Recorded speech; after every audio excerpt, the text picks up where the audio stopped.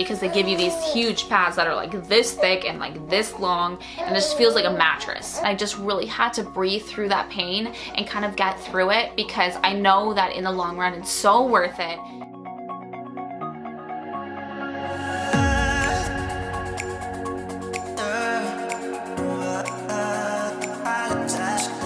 Hi everyone, and welcome back to my channel. My name is Bethany if you're new here, and I do authentic motherhood videos here on my channel, so welcome if you are new. I am making this video today because looking back on my 2 postpartum experiences after having a C-section, I kind of wish that I watched a video like this that kind of described the pain, the bleeding, all the nitty-gritty stuff that people usually don't talk about. And I feel like I was kind of just thrown into the ringer, and I had no idea really what to expect after my C-section. Sorry, my son is with me today. He is just needing to be close to me. So he's just over 2 months, and he is doing really well. He's having a really good happy time, and he's loving his little octopus. So he is gonna be hanging out with us today. He's just chatty. He wants to be a part of this video too.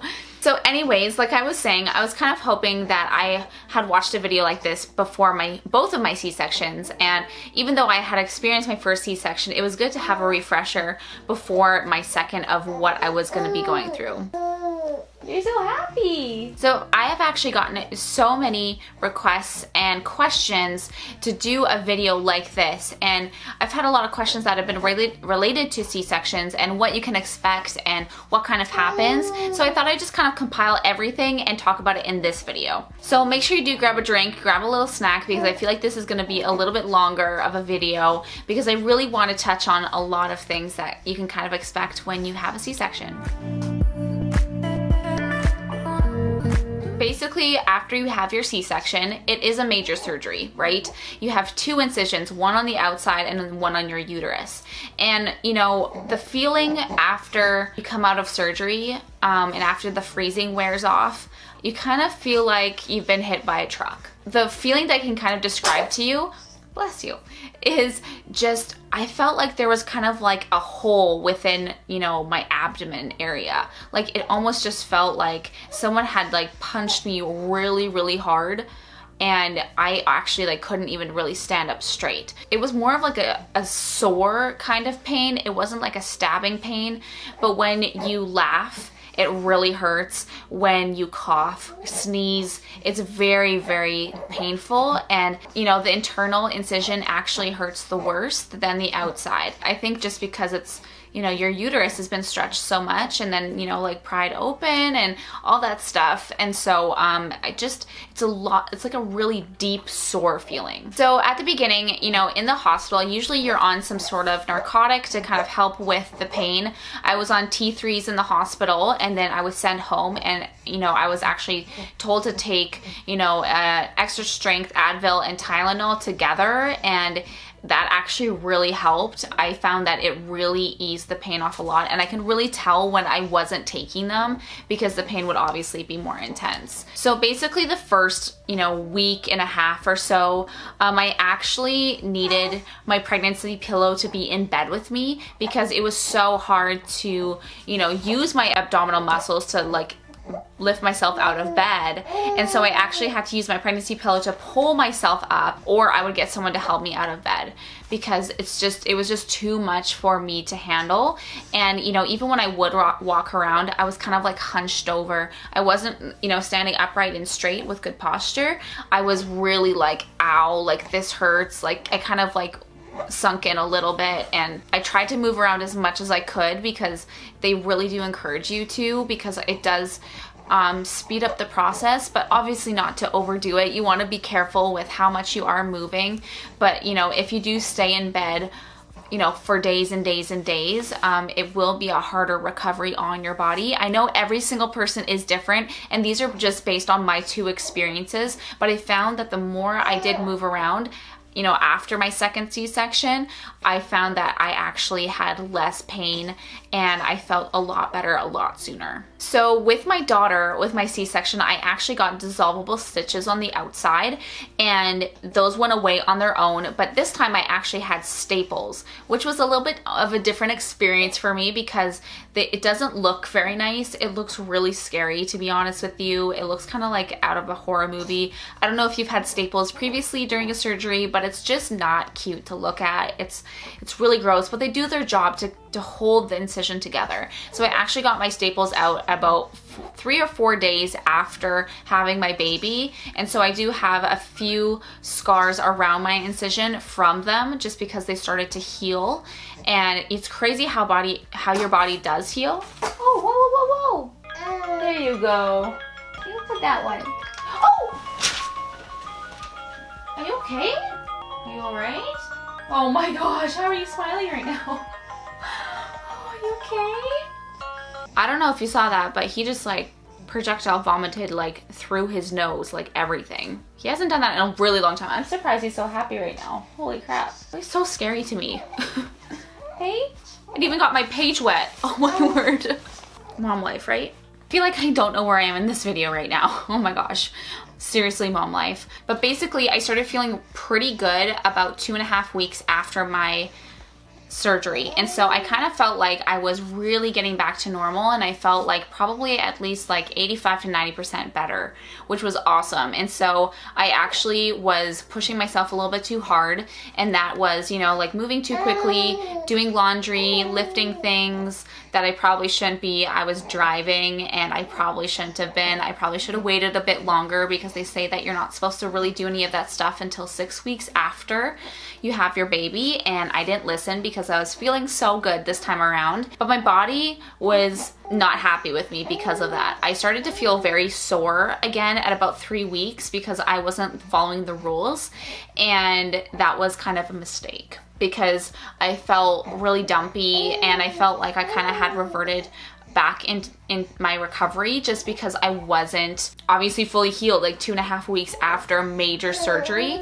you still need to be taking it easy for sure. So one thing that I actually had no idea happened during, you know, your postpartum period after a C-section was actually some bladder discomfort. So when you pee, it actually would hurt because your bladder would be kind of settling back into the place it was before, and even just other organs around that area, it actually can hurt because, you know, they've actually been taken out of your body to get to your baby. And so, you know, constipation can come along with that as well. And that's something I experienced both times, which really sucks. And that also goes with having hemorrhoids, and it's just not fun. So that stuff's painful on top of having your C-section. It's just something to be aware of. I did have quite a bit more bladder pain with my daughter than this time around, but I still experienced it for about, I'd say probably a month after having my baby. So one thing that actually is a good transition into going into the topic of bleeding is, like I said earlier, when I was pushing myself, I would actually be really sore, but if I push myself a little too hard, my bleeding would actually increase. And so if you don't know this, when you do have a C-section, you bleed as much as you would if you had your baby vaginally. I've gotten this question actually quite a lot, and people think that you don't bleed, but you actually do. So since you did have an incision on your uterus, blood vessels had been broken, obviously, to create that opening for your baby to be born, and so that's why there's a lot of bleeding.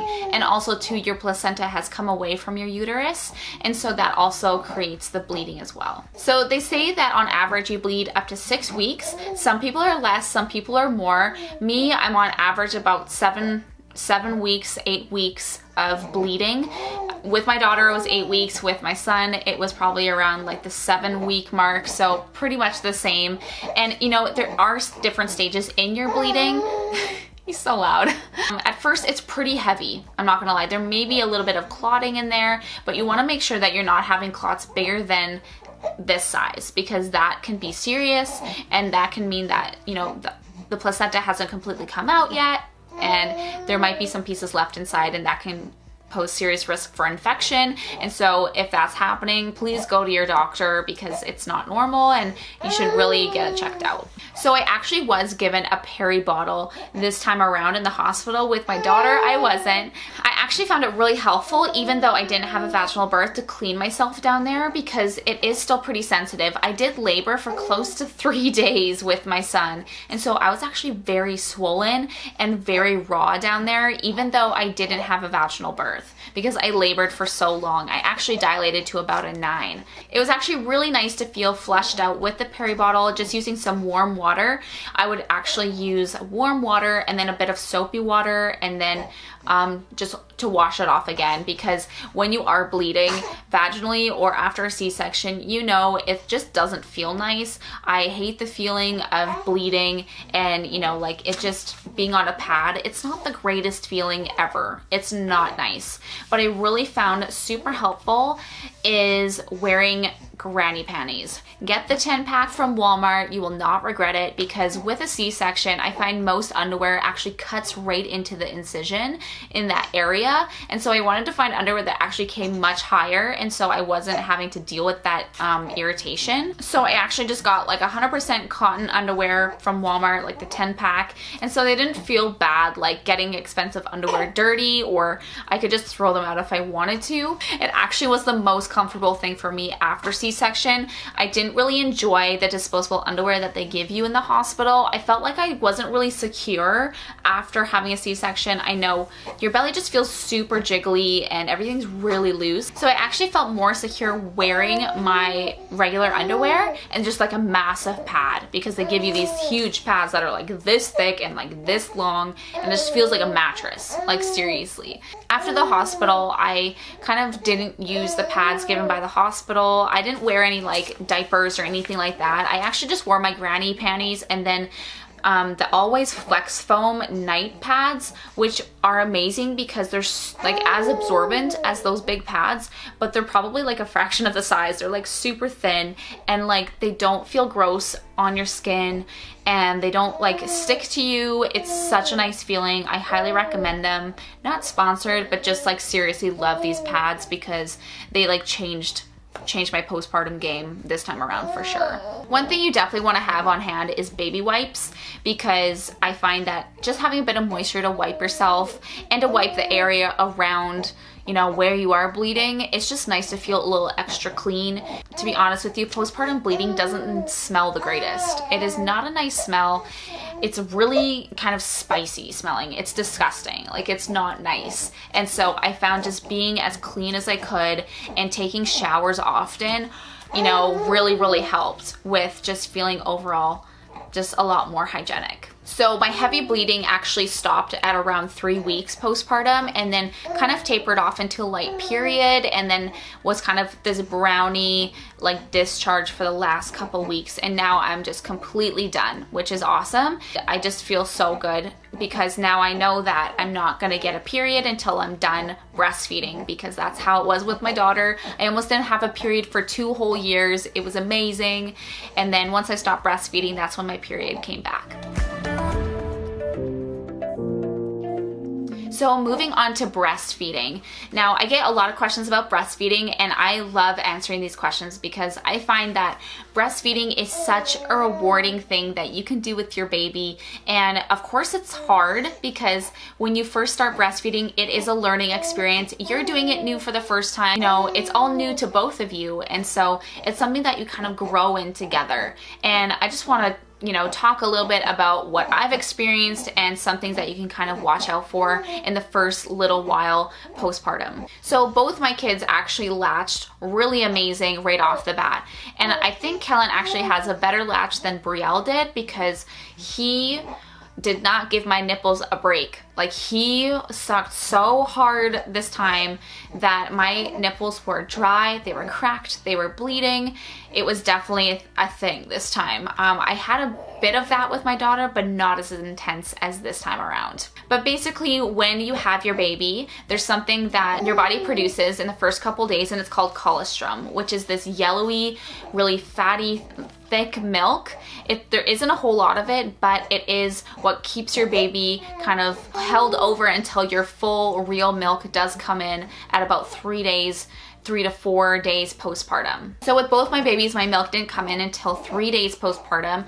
And when your milk does come in, it is a different feeling, that's for sure. Your boobs become very hard. Like, people say they become rock hard because they just become so full of milk. And there's something that's called engorgement, or being engorged. It's like a really not nice sounding word, but it basically just means that your boobs are very full, they become very sore, and you basically want to just relieve the pressure as soon as you can. And I found that I became so engorged when my milk first came in that I actually had to pump off some before I could even feed my babies because they couldn't even latch. My boobs were so hard. So basically, when I had my dry and cracked nipples from Kellen this time around, I still had to feed him. And so I found that having my manual pump really helped me, because I could kind of pump the one side even though I was bleeding and it hurt, and I just really had to breathe through that pain and kind of get through it, because I know that in the long run it's so worth it. And you know, in about a couple weeks, it's, you know, not gonna hurt anymore. My nipples will be healed and all that stuff. Basically, I would still continue to feed him and to pump. One side was worse than the other, so I would pump on that side and then let him feed on the other to make sure I still had that supply on that one side. My other breast didn't slow down as opposed to this one, which he was feeding on. So one thing that I've actually just been loving this time postpartum is having my Haka pump. So this is actually just something you can put on your other breast as you are feeding on this side, and it actually just collects all of that let down milk that would otherwise just go into your breast pad or whatever, and it would just kind of go to waste. So this is a real game changer if you're wanting to pump, or you're wanting to create a stash for breastfeeding. I really highly recommend this, especially in the first couple weeks postpartum. You're gonna have an excess of milk. You're gonna have a lot, and so it's really good to like create a stash and just take advantage of that time. If you guys are wanting to see a video on how I created my breast milk stash and how I pumped and all that stuff, let me know in the comments, or just let me know in general, because that's something I would definitely be interested in making for you guys. Oh, hi Brielle. Hi, come here. Oh, you scared me. Come here, you okay? So Brielle just woke up from her nap, and I'm just gonna finish the rest of this video because I don't have another time slot to finish it. But basically, like I was saying, one thing that I actually do really highly recommend as well is investing in some really good nursing bras. I actually just did a 3-pack off of Amazon, and they've been really comfortable and really great for when I'm needing to breastfeed. So one thing I actually didn't really know about when I was pregnant with my daughter was what a letdown was and what that felt like. So a letdown is when your milk is kind of coming down your breast and it kind of comes to the front of your nipple, and it's like shooting out. It's like ready to come out because your boobs are like, hey, it's ready to feed. It's time, you know? And so it's kind of this weird feeling where you kind of feel like milk is running down your boobs. And it can be like a little bit uncomfortable, but it's just your body telling you it's time to feed again. Alright, so that's where I'm going to end today's video, you guys. I hope you did enjoy this postpartum care, kind of what to expect after a C-section video. Sorry for the chaos, you guys. This is just real life. This is just what happens, and it is kind of hard for me to find time to, you know, film a video without my kids being in it anymore. So I hope you guys did enjoy this video. Make sure you do subscribe. And yeah, we'll see you guys in my next one. Bye!